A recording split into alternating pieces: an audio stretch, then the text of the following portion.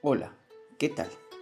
Yo soy Francisco Cortés y estás escuchando La Ola del Tiempo. Atento aviso, durante los primeros minutos de este episodio voy a dar algunos avisos y voy a responder a ciertos comentarios que me dejaron en las redes de podcasting.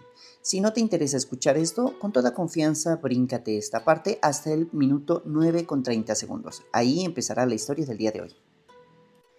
El día de hoy voy a salir un poco del guión al inicio de este episodio para dar ciertas explicaciones o poder justificar ciertas cosas que sucedieron.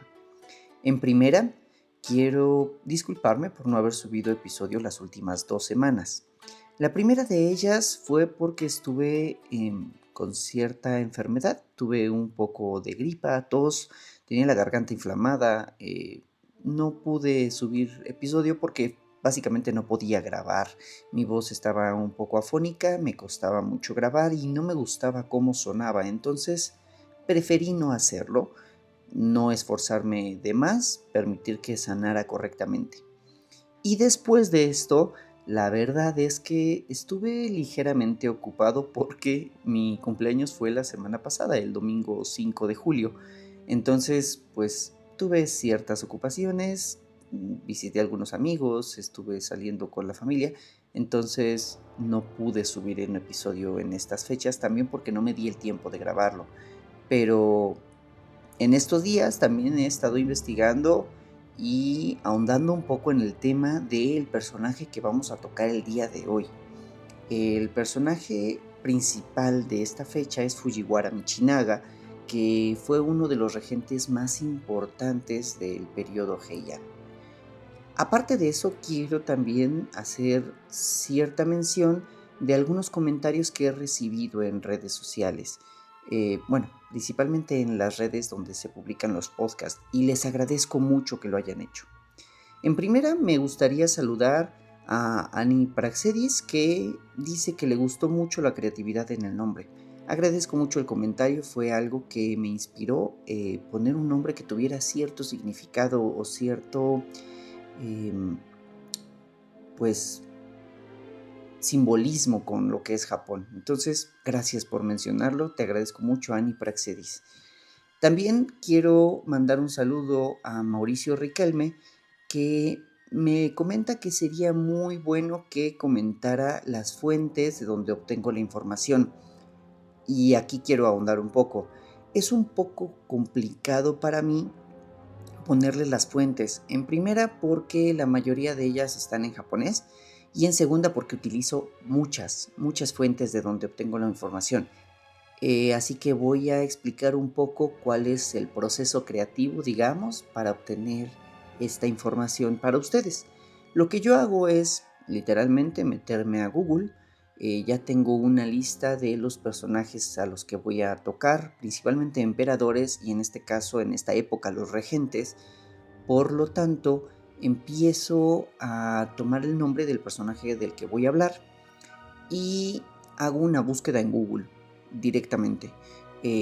Las fuentes en español o en inglés son realmente deficientes, por lo que una vez que ya leía a grandes rasgos, digamos, qué es lo que trata ese personaje, qué eventos hubieron, qué es lo que pasa en su vida y qué situaciones van a pasar o en qué situaciones quiero abordar en el podcast, lo que hago es tomar el nombre en kanji, en japonés, que normalmente aparece en las versiones traducidas, viene el nombre en kanjis. Tomo ese nombre en kanjis, lo vuelvo a hacer una búsqueda en Google directamente, pero con el nombre en kanjis, y aparecen fuentes de origen japonés. Empiezo a investigar en varias páginas, obviamente utilizando el traductor de Google, porque no sé hablar japonés todavía, no sé leer los kanjis.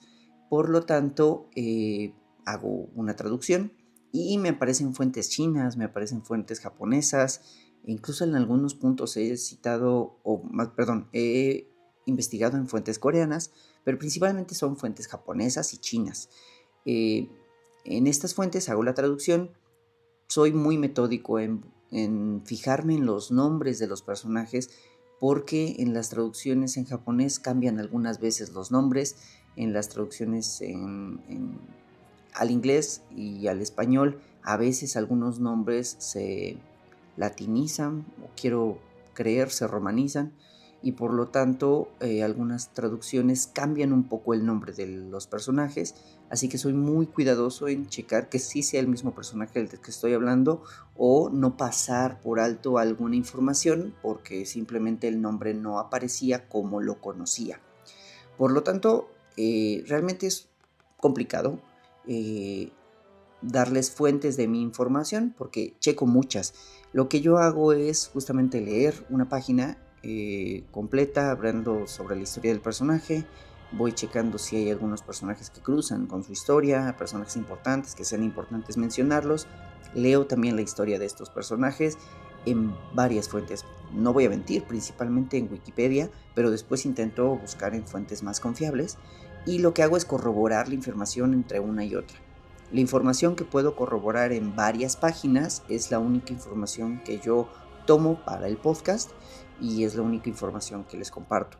Por lo tanto, supongo que lo que hago es cotejar que sea confiable por reproducibilidad, digamos, de esta información. Evito tener fuentes no confiables y cuando lo he hecho, que ha sido por ejemplo con el caso de los Onryos, pues espero que hayan notado que él les comentó que esa información solo las encontré en páginas de interés paranormal. Entonces, con eso intento ser históricamente correcto. Quiero aclarar que este no es un podcast académico. Realmente no hago una investigación académica, no investigo solamente en fuentes académicas. También cuento parte de las leyendas y el mito de cómo sucedieron las cosas, intentando que sea muy atractiva la historia japonesa. Ya si nos vamos a la parte académica, siendo honestos, la historia japonesa está un poco envuelta en misterio.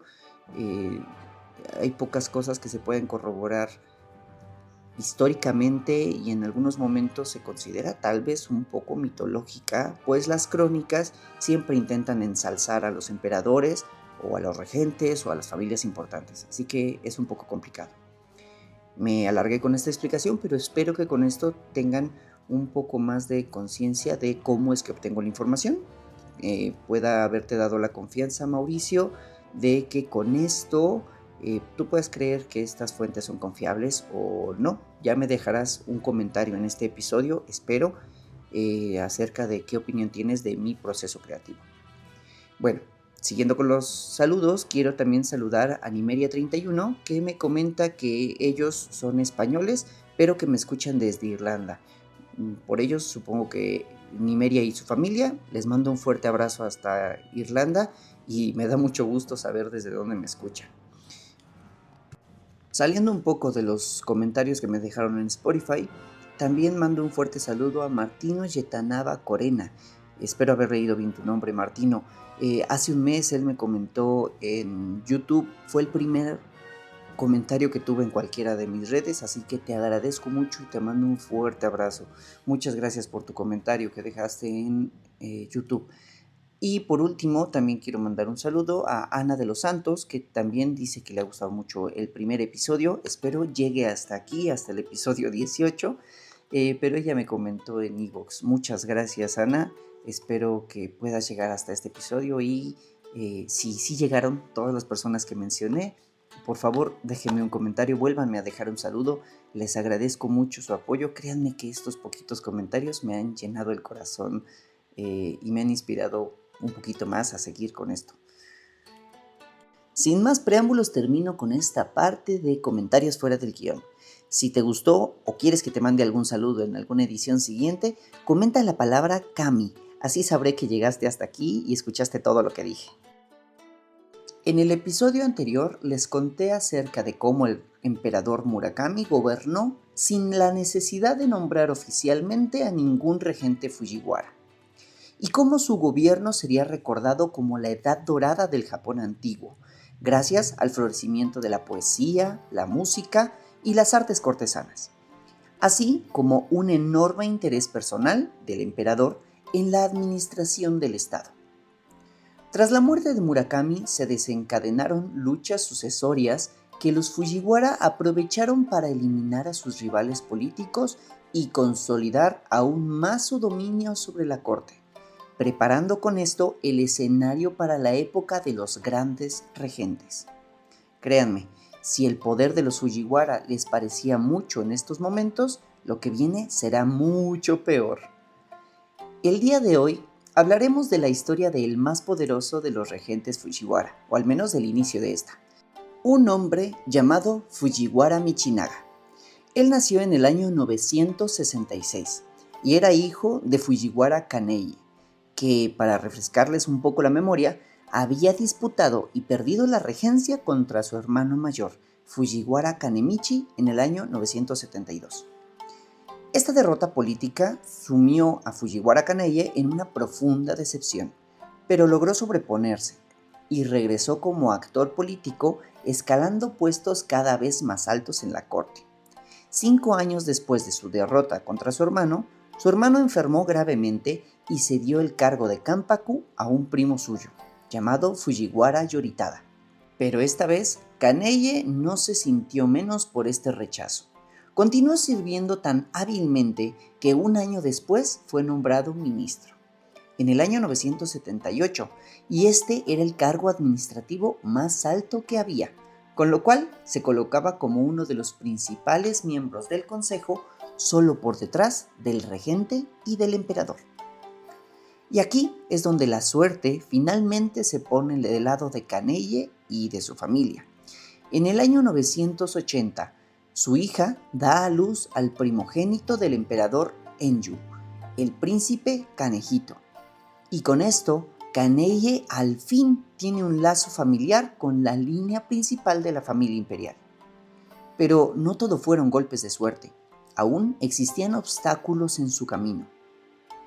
Fujiwara Yoritada, el regente, también tenía hijas casadas con el emperador, y el heredero declarado del emperador Enju era su sobrino, el primogénito del emperador Reisei, el príncipe Morosada. En el año 984, el emperador Enju abdicó y el trono pasó a manos del príncipe Morosada, que tomó el nombre de emperador Kazan, pero había sido nombrado heredero gracias al apoyo de su abuelo, Fujiwara Koretada, quien también había sido seisho y kanpaku del emperador Enju, pero había muerto 12 años antes. Por esta razón, el apoyo político del ahora emperador Kazan era muchísimo más débil en este momento. El kanpaku, Yoritada, intentó mantener el control de la corte, pero Kaneye tenía cada vez más apoyo en el consejo, y aparte, él era el abuelo del posible heredero. Solo 2 años después, el emperador Kazan fue manipulado por uno de los hijos de Kaneye y consiguió que abdicara, nombrando heredero al nieto de Kaneye, el príncipe Kanehito. Pero, ¿cómo fue que lo consiguieron? Simplemente apelaron a la peor debilidad de cualquier hombre, un corazón roto. El emperador Kazan se había enamorado muy fuertemente de una de sus esposas, una sobrina del kanpaku Yoritada, pero lamentablemente ella murió en el parto y también perdió al bebé. El emperador Kazan estaba claramente deprimido por la pérdida. Con el corazón roto y sin un heredero, en este momento era muy vulnerable. Y uno de los hijos de Kaneye, que era su asistente personal, comenzó a influenciarlo con una sola idea: dejar el trono y convertirse en un monje. Con esto, le prometía que la paz lograría encontrarlo por medio de la meditación y la vida monástica. En secreto, logró convencerlo, y a mediados del año 986, durante la noche, el emperador se escabulló del palacio acompañado por el hijo de Kaneye, rumbo al monasterio de Gangyo-ji, listos para convertirse juntos en monjes. Pero justo antes de llegar, el hijo de Kaneye le dijo al emperador que él se adelantara, alegando que quería despedirse de su padre y sus hermanos antes de convertirse finalmente en monje y recluirse en el monasterio. El emperador Kazan había sido engañado y sin saberlo tomó los votos en solitario, abdicando con esta acción al trono. El hijo de Kaneye regresó con su padre, pero para avisarle que era momento de poner en marcha el plan que habían tramado. Inmediatamente nombraron emperador al nieto de Kaneye, el príncipe Kanehito, que era hijo del emperador Enju. Este subió al trono con el nombre de emperador Ichiyo. Si han estado pendientes a las fechas, seguro ya lo notaron, pero el nuevo emperador era tan solo un niño de 6 años, y el familiar más cercano y poderoso que tenía era Fujiwara Kaneye, por lo que inmediatamente después de su ascenso al trono, Kaneye fue nombrado Sessho. Después de 14 años desde que había disputado el poder con su hermano, en tiempos del emperador Enju, Fujiwara Kaneye al fin se había convertido en el hombre que gobernaba todo Japón. Después de haber sido apartado del poder, Kaneye decidió acumular el poder entre él y sus hijos solamente. Durante este último siglo, el clan Fujiwara no solamente había crecido en poder, también lo había hecho en número. Y como ya les conté la semana pasada, la cantidad de personajes Fujiwara que se volvían relevantes fue en aumento. Pero para mi suerte, pues era muy complicado mencionar a tantos a la vez, todo esto terminó con Kaneye. Él dejó de repartir los cargos entre las distintas ramas de la familia Fujiwara y en cambio comenzó a concentrar el poder solamente entre sus hijos, otorgándole a estos los puestos más importantes dentro del consejo. Existían 4 cargos principales en el Consejo Central del Imperio, los llamados 4 ministros. Los principales eran 3, los Sadaijin, que eran el ministro de izquierda, el Udaijin, que era el ministro de la derecha, el Naidaijin, que era el ministro del centro, y los Dainagon, que podían ser varios, pero que eran los consejeros principales de más alta jerarquía, por detrás justamente de Sadaijin, Udaijin y Naidaijin. Los ministros de izquierda y derecha eran los que tomaban las decisiones de gobierno, realmente eran los líderes de todo el imperio. El ministro del centro era el que mediaba entre los ministros de izquierda y derecha, intentaba mantener, el equilibrio de poder. Y los Dainagon solo otorgaban el consejo que podían al emperador, al regente y a los ministros, pero realmente no tomaban decisiones por sí mismos. Durante los primeros años del reinado del emperador Ichiyo, el regente Kaneye entregó cada uno de estos puestos importantes a sus 3 hijos mayores. Michitaka, el mayor de los 3, fue nombrado primero ministro del centro y después se le nombró ministro de la izquierda, que era el mayor de los 3 títulos. Michikane, el de en medio de los hijos, fue nombrado ministro de la derecha. Y nuestro protagonista del día de hoy, Fujiwara Michinaga, el menor de los 3, fue nombrado uno de los Dainagon, uno de los consejeros. Con todo este poder en sus manos, Kaneye cumplió el sueño de toda su vida.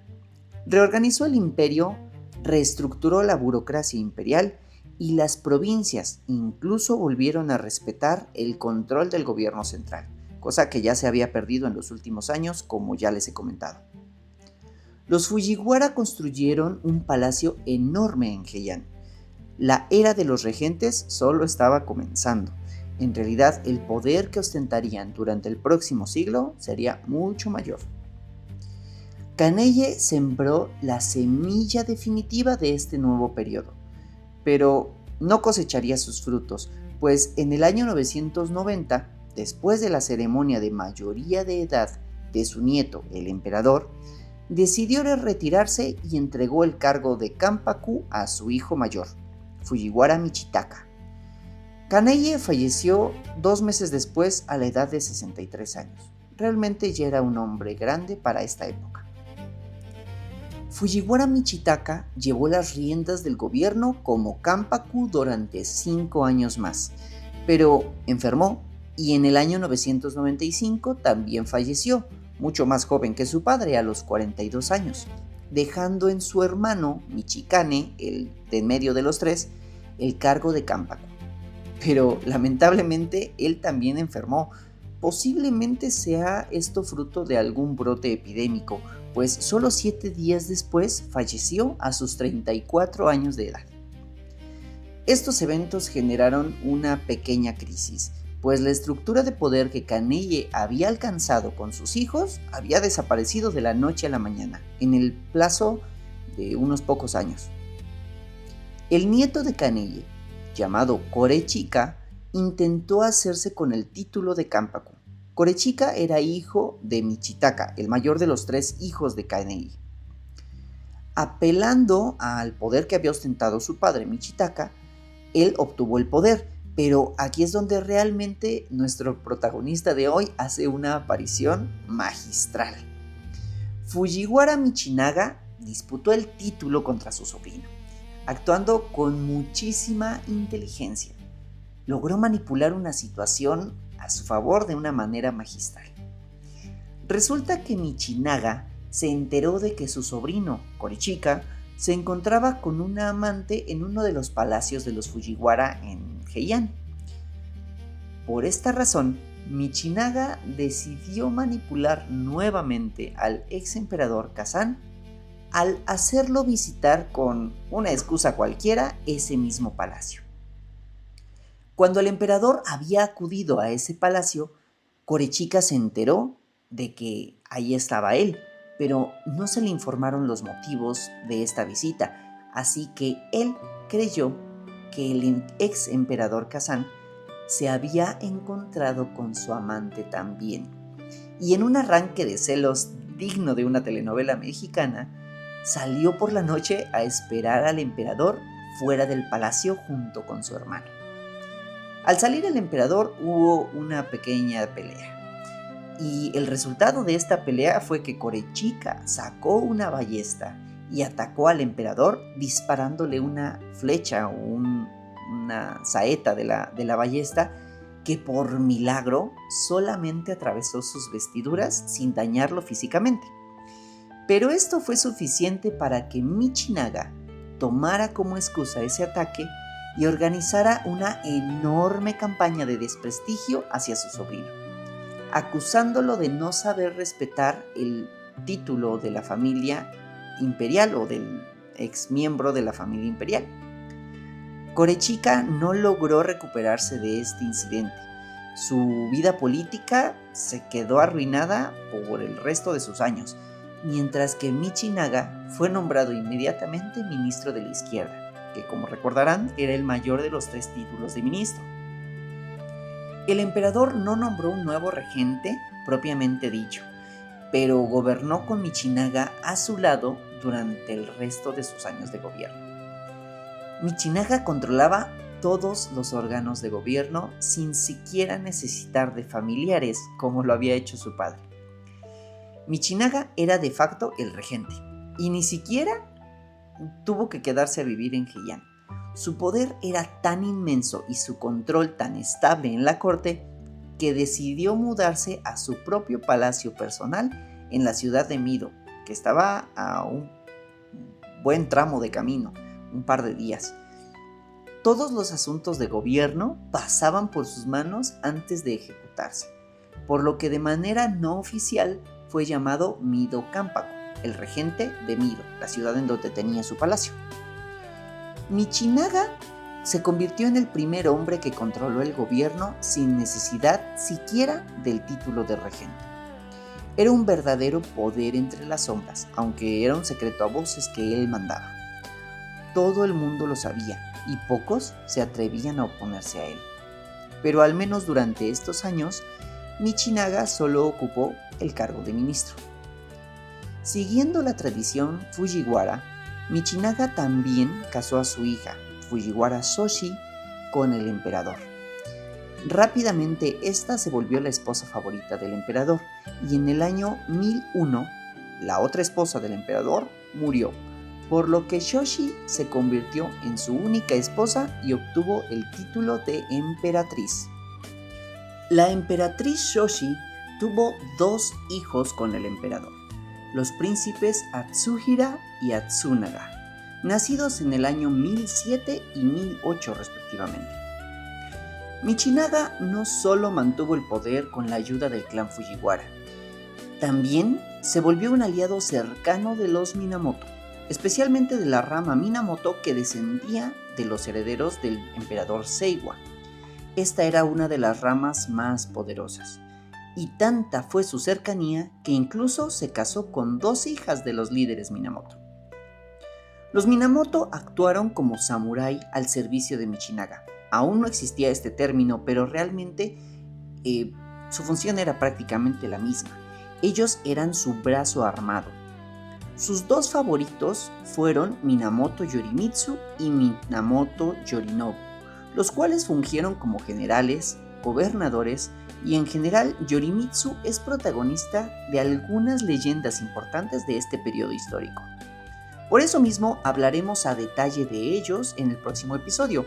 Por hoy solo diremos que Michinaga les entregó una gran cantidad de poder militar, pues actuaron lealmente como fieles siervos de su autoridad.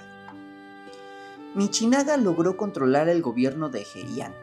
Los Minamoto y algunos otros clanes fueron favorecidos por él al otorgarles el control de las provincias como gobernadores, y ocupando esta posición, los gobernadores comenzaron a crear redes de influencia propias, garantizando con las armas de sus guerreros la seguridad de templos, aldeas y algunos terratenientes importantes de esas provincias, lo que a la larga les terminó consiguiendo un prestigio e influencia mayor que la que tenía el gobierno central en cada una de estas regiones.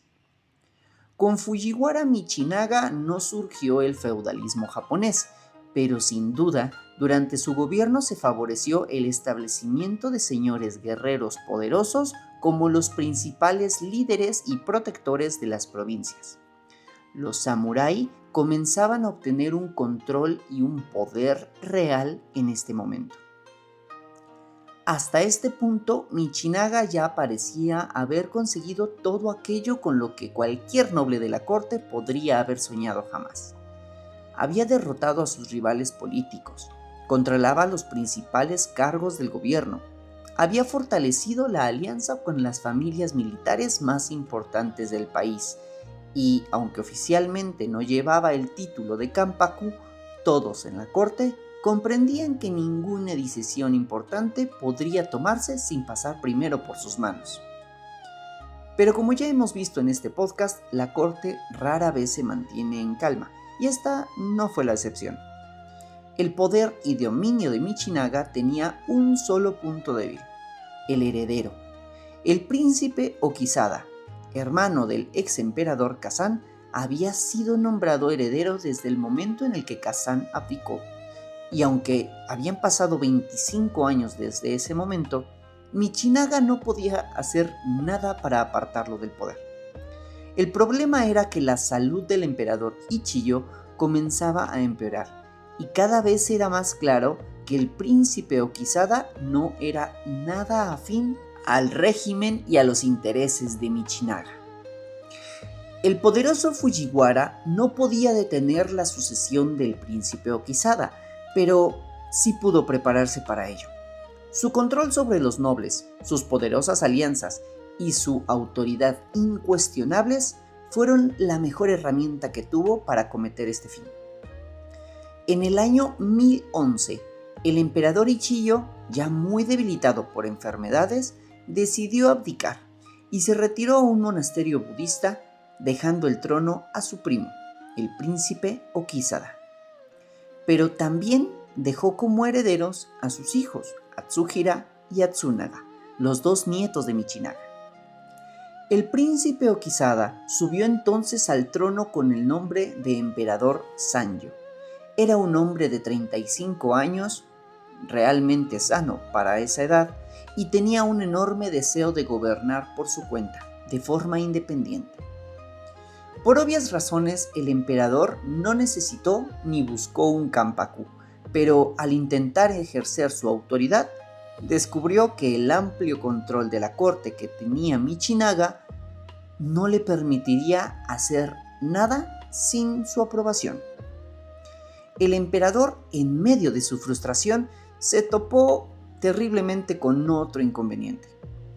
Por alguna razón, comenzó a padecer problemas de la vista y poco a poco comenzó a quedarse ciego en el transcurso del próximo año después de haber ascendido al trono. Al parecer, médicos y alquimistas de la corte intentaron curarlo, pero lamentablemente solo se empeoró cada vez más su ceguera hasta el punto de perder la vista completamente. El emperador Sanjo estaba casado con Fujiwara Saishi, una sobrina nieta de Michinaga, hija de aquel que había disparado la flecha al emperador Kazan. Con ella, el emperador tenía un hijo que ya era mayor de edad, el príncipe Atsumei. Y viendo que él era el posible heredero del emperador, Michinaga obligó, o más amablemente, aconsejó intensamente al emperador a casarse con una de sus hijas, pero lamentablemente con ella solo tuvo una hija. Por lo tanto, el regente no oficial Fujiwara no pudo obligar al emperador a poner a una de sus herederos en la línea de sucesión. El emperador Sanjo, sin embargo, se debilitaba físicamente por la ceguera y políticamente se quedaba sin apoyos en la corte. Cada día era para él una batalla constante entre su salud y intentar mantener su estatus frente al poder de Michinaga, por lo que lamentablemente tuvo que acordar con el regente no oficial una abdicación en favor de uno de los nietos de Michinaga, el príncipe Atsuhira, con la única condición de que se nombrara como heredero de este a su propio hijo, el príncipe Atsumei. Así sucedió, y solo 2 años después de haber subido al trono, el emperador Sanjo, ahora completamente ciego, abdicó en favor del príncipe Atsuhira, el nieto de Michinaga, que tomó el nombre de emperador Go-Ichijo. Ese Go lo vamos a ver mucho en los emperadores que siguen y significa posterior. Vendría a ser un equivalente del segundo o tercero que hemos utilizado en las dinastías europeas. Ricardo II, Isabel II, aquí es Ichijo II. Ichijo posterior en japonés, Go-Ichijo. El emperador Go-Ichijo tenía solo 7 años en este momento, por lo que en esta ocasión sí fue necesario nombrar a un seisho. Obviamente el elegido para dicho cargo fue Michinaga, nombrando heredero de este al hijo del emperador Sanjo, el príncipe Atsumei. Fujiwara Kaneye había logrado sobreponerse a haber sido apartado del centro del poder y había conseguido llegar a ostentar por primera vez un control total, libre de detractores en el Consejo Imperial. Su hijo, Michinaga, había conseguido lo mismo, pero manteniendo esta autoridad por mucho más tiempo y con mucho mayor alcance, pues sus esfuerzos no solo se centraron en la corte y en los títulos que había ahí, sino en su poderosa red de alianzas, que incluso abarcaba el control de las provincias con ayuda de los Minamoto. El gobierno bajo el control de Michinaga no terminó aquí. Durante los próximos años, él seguiría ejerciendo un poder bastante presente en la corte, ocupando o no el título de Kanpaku o Seisho. Él aún va a estar presente en muchos de los eventos que vamos a ver en capítulos siguientes, pero ya hablaremos de esto y de sus samuráis Minamoto favoritos en los próximos episodios. Si mis cuentas no me fallan, aún estoy preparando esos próximos episodios, estaremos hablando de la época bajo el control de Michinaga durante al menos los siguientes 2 capítulos. Habrá conflictos cortesanos y guerras en las provincias. Nos queda mucho por contar acerca de este gran personaje, pero pues eso ya es una historia para un siguiente episodio, porque esta es una historia que apenas comienza. Les agradezco mucho su atención. Si les gustó este contenido, no olviden seguirme aquí y en el Instagram @laoladeltiempo. Déjenme sus comentarios y recomienden el podcast a todos los conocidos que tengan que les pueda interesar la historia japonesa. También recuerden darle clic a la campanita para que no se les pase ningún nuevo episodio. Suscríbanse en la red que más les agrade para escuchar el podcast. Les deseo una buena mañana, tarde o noche, sea cual sea la hora en la que me están escuchando. Regreso la semana entrante con más de este poderoso regente, el regente que ni siquiera lo era, Michinaga. Hasta luego.